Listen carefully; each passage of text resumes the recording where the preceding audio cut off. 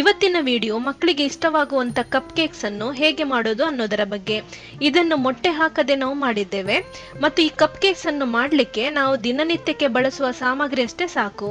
ಇದರ ರೆಸಿಪಿಯನ್ನೀಗ ಡೀಟೇಲ್ ಆಗಿ ನೋಡೋಣ.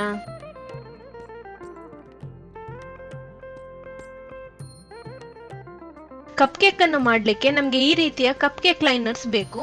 ಇದು ನಿಮಗೆ ಆನ್ಲೈನ್ ಅಥವಾ ಬೇಕಿಂಗ್ ಸಪ್ಲೈ ಸ್ಟೋರ್ಸ್ ಗಳಲ್ಲಿ ತುಂಬಾ ಈಸಿಯಾಗಿ ಸಿಗ್ತದೆ. ಕೇಕ್ ಬ್ಯಾಟರ್ ರೆಡಿ ಆದ ಕೂಡಲೇ ನಾವು ಬೇಕ್ ಮಾಡಲಿಕ್ಕೆ ಇಡಬೇಕು. ಅದಕ್ಕೋಸ್ಕರ ಮೊದಲಿಗೆ ಇದನ್ನು ರೆಡಿ ಮಾಡೋಣ. ಕಪ್ ಕೇಕ್ ಮೌಲ್ಡ್ನೊಳಗೆ ಒಂದೊಂದಾಗಿ ಲೈನರ್ಸ್ ಅನ್ನು ಇಟ್ಬಿಡಿ. ನೀವು ಕೇಕ್ ಮೌಲ್ಡ್ನೊಳಗೆ ಡೈರೆಕ್ಟ್ ಆಗಿ ಹಿಟ್ಟನ್ನು ಹಾಕಿ ಬೇಕ್ ಮಾಡಿದ್ರೆ ಕೆಳಗಡೆ ಅಂಟಿಕೊಳ್ತದೆ. ಇದೀಗ ರೆಡಿಯಾದ ಕೂಡಲೇ ಕೇಕ್ ಬ್ಯಾಟರ್ ಅನ್ನು ಮಾಡೋಣ. ನಾನು ಎಲ್ಲಾ ಸಾಮಗ್ರಿಗಳನ್ನು ಈ ಕಪ್ನಿಂದ ಅಳೆದುಕೊಳ್ತಿದ್ದೇನೆ. ಇದು 125 ml ನ ಕಪ್.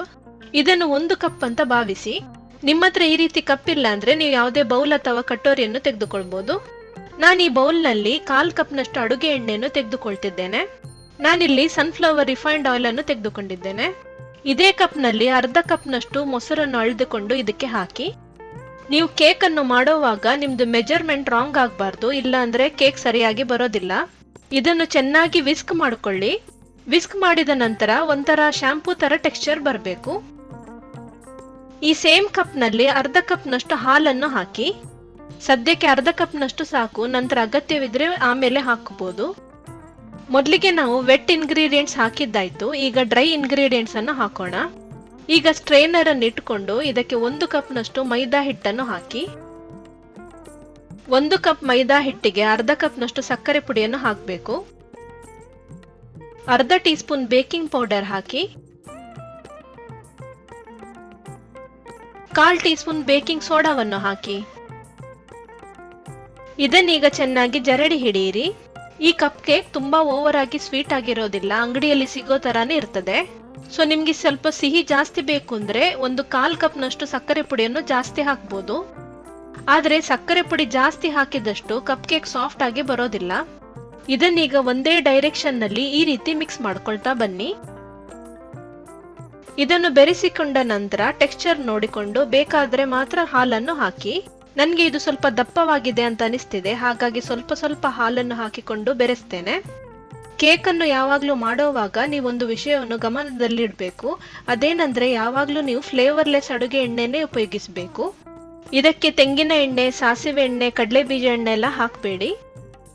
ಇದಕ್ಕೆ ಕೊನೆಯದಾಗಿ 1/2 ಟೀ ಸ್ಪೂನ್ ವೆನಿಲಾ ಎಸೆನ್ಸ್ ಅನ್ನು ಹಾಕಬೇಕು.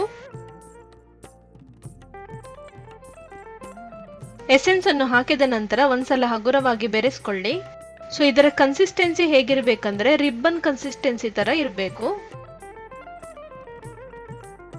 ರಿಬ್ಬನ್ ಕನ್ಸಿಸ್ಟೆನ್ಸಿ ಅಂದ್ರೆ ಈ ರೀತಿ ಇರ್ತದೆ ನೋಡಿ. ರಿಬ್ಬನ್ ಕನ್ಸಿಸ್ಟೆನ್ಸಿ ಅಂದ್ರೆ ಈ ರೀತಿ ಫ್ರೀ ಫಾಲ್ ಆಗಿ ಬೀಳ್ಬೇಕು.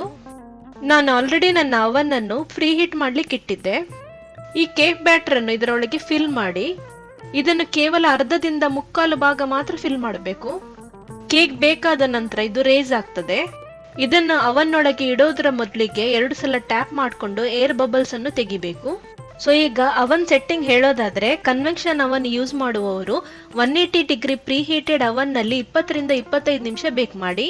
OTG ಯೂಸ್ ಮಾಡುವವರು 180 ಡಿಗ್ರಿನಲ್ಲಿ ಫಸ್ಟ್ 10 ನಿಮಿಷ ಪ್ರೀ ಹೀಟ್ ಮಾಡಿಕೊಂಡು 2 ರಾಡ್ ಆನ್ ಮಾಡಿ 15 ನಿಮಿಷ ಬೇಕ್ ಮಾಡಿ. ನಂತರ 10 ನಿಮಿಷ ಬೇಕ್ ಮೋಡ್ ಅಂದ್ರೆ ಲೋವರ್ ರಾಡ್ ಇಟ್ಟು ಬೇಕ್ ಮಾಡಿ. ಎಗ್ಲೆಸ್ ಕಪ್ ಕೇಕ್ಸ್ ಈಗ ಪರ್ಫೆಕ್ಟ್ ಆಗಿ ಬೇಕಾಗಿ ರೆಡಿ ಆಗಿದೆ. ಬೇಕಾದ ನಂತರ ಕೇಕ್ ನ ಹಿಟ್ಟು ಚೆನ್ನಾಗಿ ರೈಸ್ ಆಗಿ ಮೇಲಕ್ಕೆ ಬಂದಿದೆ. ಹಾಗಾಗಿ 3/4 ಭಾಗಕ್ಕಿಂತ ಜಾಸ್ತಿ ಕೇಕ್ ಬ್ಯಾಟರ್ ಅನ್ನು ಇದಕ್ಕೆ ಹಾಕ್ಲಿಕ್ಕೆ ಹೋಗಬೇಡಿ. ಇದು ಬಿಸಿ ಬಿಸಿ ಆಗಿರುವಾಗ ಕೇಕ್ ನ ಲೈನರ್ಸ್ ಅನ್ನು ತೆಗಿಬೇಡಿ. ನಾನಿದನ್ನು ಸದ್ಯಕ್ಕೆ ತಣ್ಣಗಾಗ್ಲಿಕ್ಕೆ ಬಿಡ್ತೇನೆ. ಬೇಕಾದ್ರೆ ಇದು ತಣ್ಣಗಾಗುವ ತನಕ ಇದರ ಮೇಲೆ ಒಂದು ಕಾಟನ್ ಬಟ್ಟೆಯಿಂದ ಹಾಕಿ ಮುಚ್ಚಬಹುದು. ಇದೀಗ ತಣ್ಣಗಾಗಿದೆ. ಸೊ ನಾನೀಗ ಇದರ ಕವರ್ ಅನ್ನು ಹೊರಗೆ ತೆಗೆಯುತ್ತೇನೆ.